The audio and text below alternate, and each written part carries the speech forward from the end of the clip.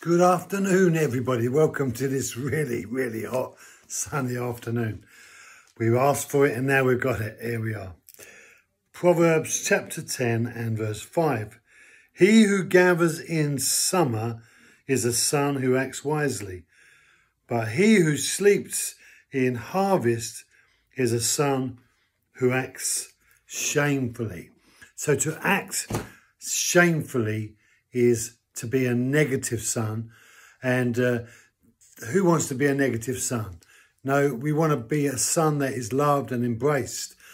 And the reality of their telling this story is that this son has not done what he knows he should be doing, what he ought to be doing, and yet he hasn't done it. He hasn't gone to where he should have gone. He hasn't been out in the summer harvesting the field.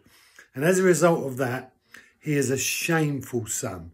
And the word shame means that we are, in effect, so in harmony with our innermost being. We have lost our sense of well-being in our spiritual, soulish nature. And so consequently, we are locked out of the joy of being a son who is honoured.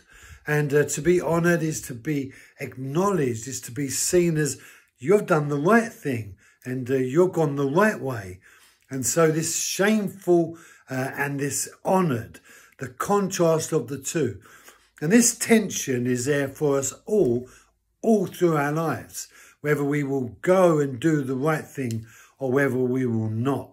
And those who don't go, who won't go, who refuse to go, they are dishonoured children.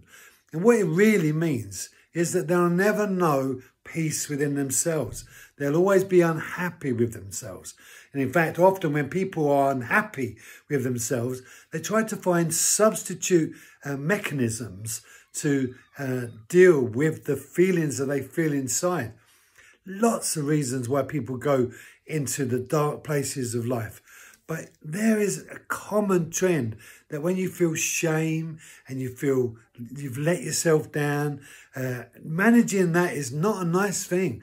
And you have to go to another place to distract you. And I guess alcohol does that, and maybe drugs as well.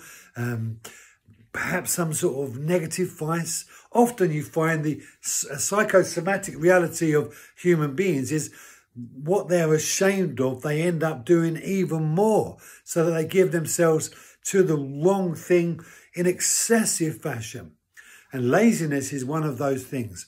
And Solomon says that to be lazy, to be a son that won't get out in the summer and deal with the stuff, is a problem. And it won't help you as a person.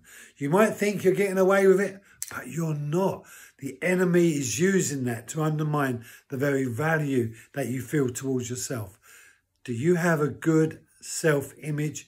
Are you having a well-being day? Well, the way we get back to well-being is come back to God and say to God, God, I haven't been well. I've been doing the wrong thing.